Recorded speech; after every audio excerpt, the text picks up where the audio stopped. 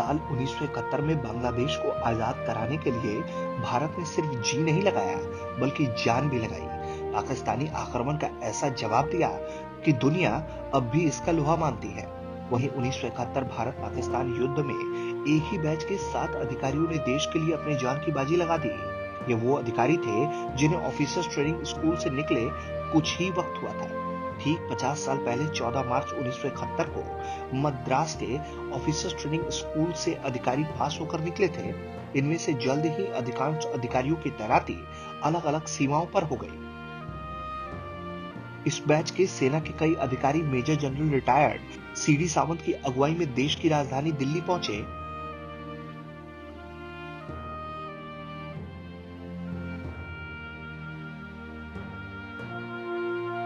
अपने बैच के साथी शहीद दोस्तों को याद करते हुए इन सभी ने श्रद्धांजलि दी।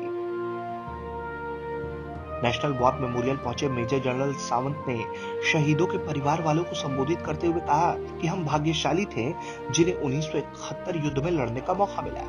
यह देश की सबसे बड़ी जीत थी। एक नया देश बांग्लादेश बना। इस युद्ध में तकरीबन 3 लाख लोगों ने अपनी जान गंवाई।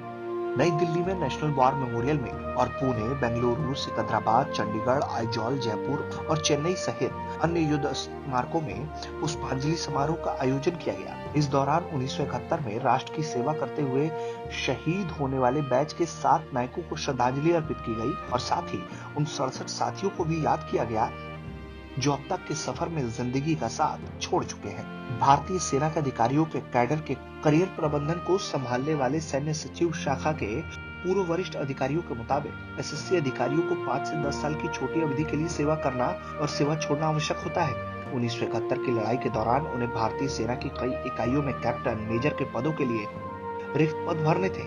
हालांकि उन्हें उच्च पद भरने की उम्मीद नहीं थी, लेकिन टेनर्स ने चुनौती ली और आगे की प्रगति की। इन्हीं में से 6 प्रमुख जनरलों के पोस्ट को संभाला, वहीं 18 ने ब्रिगेडियर के पद को संभाला और उन्हीं में से 60 ने अपनी इकाइयों को सफलतापूर्वक कर्नल के रूप में कमान संभाली। उन्होंने वीरता पुरस्कार और अन्य प्रतिष्ठित सेवा पुरस्कार भी अर्जित किए।